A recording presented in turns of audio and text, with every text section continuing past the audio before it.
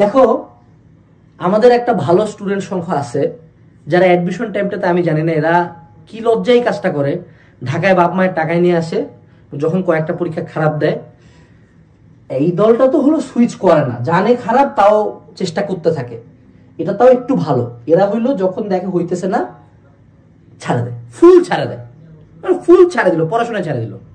তুমি জানো তোমরা যারা আমার ভিডিও দেখছো তার মধ্যে অ্যাটলিস্ট 80% স্টুডেন্ট নিজের ফুল পোটেনশিয়ালে পড়ো না। 80%। তুমি আজকে আমার ভিডিওটা দেখছো 4টা ভিডিও সুইচ করে আসার পরে, কেন ভাই? অসংখ্য স্টুডেন্ট আছে ও জানতো এফোর্ট দিলে পারবে, ও জানতো চান্স পাওয়ার জন্য আরো বেশি পড়তে হবে, ও জানতো যে এগুলা ফাঁকি দিচ্ছ, কখনো এগুলো পূরণ করবে না, এবং হবে হবে হবে হবে হবে হবে ঠিক ভর্তি পরীক্ষা কয়েকদিন আগে দৌড়াদৌড়ি শুরু করে, ফলশ্রুতি চান্স পায় না। সো একটা জিনিস মনে রাখবা, হার না মানা খুবই গুরুত্বপূর্ণ একটা ব্যাপার। তোমার যদি নাম্বার কম আসতেছে, এটা তো কনসিস্টেন্টলি কম আসার কথা বললাম, বাট যদি এমন হয় যে তোমার গাফিলাতির জন্য কম আসতেছে তাহলে হার মানে যায়ও না। তোমাদের মধ্যে কম্পিটিটিভনেস নাই যে তোমরা আরেকজনকে কাটাবা, তোমরা সেন্ট্রাল মেরিটে আগাবা, তোমরা চান্স পাবা, তোমরা লোককে দেখাই দিবা, তোমরা কিছু মানুষের উত্তর দিবে, এই কাজগুলো তো এই জিনিসগুলোই তোমাদের মধ্যে নাই, এইটার কারণেই চান্সটা পাও না। এত জলদি হার মানা তো যাবে না।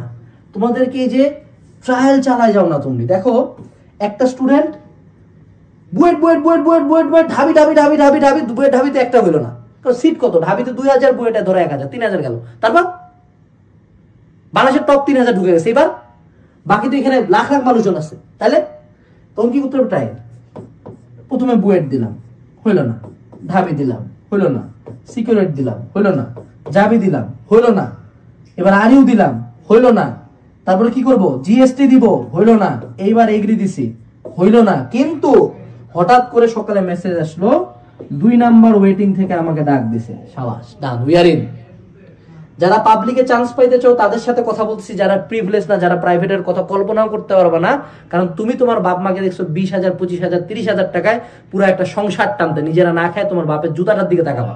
তুমি যাই আজকে সকালে তোমার বাপের জুতাটার দিকে তাকাবা, যে তার জুতাটার কি ভয়ানক অবস্থা, তার ফোনটার দিকে তাকাবা যে সে কোন ফোন ইউজ করতেছে, তারপর নিজেকে প্রশ্ন করবা যে আমি তো প্রাইভেটে যেতে পারবো না। এই জন্য পাবলিকের একটা সিট অনেক পরিবারকে উঠায় আনে। ঢাকা ভার্সিটির কিছু স্টুডেন্ট আছে যারা চা শ্রমিকদের সন্তান, বাবা মা 120 টাকা মজুরিতে কাজ করে। ক্যান ইউ ফাকিং ইমাজিন, মানে 120 টাকা পার ডে, মাত্র 3600 টাকা একটা ফ্যামিলি কেমনে চলে? ওই সন্তানটা হও, ওই সন্তানটা জায়গায় বুঝো না, তো ওই সন্তানটা কি করতে হবে? হারে যাবে যদি হার মানবা না। তুমি হলো তোমার পরিবারের একটা স্বপ্ন, একটা চেরাগ, বাপ মায়ের স্যাক্রিফাইসের একটা বস্তু। শেষ পর্যন্ত ট্রায়াল দিবা, যতগুলাতে এক্সাম দিতে হয় সবগুলাতে এক্সাম দিয়ে উপস্থিত হবা।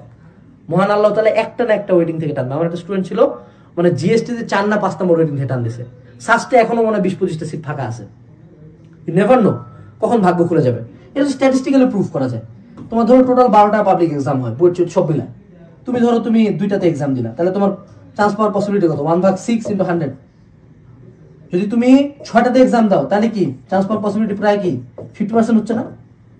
তো এক্সাম দিবা, এত যদি হার মানবো না।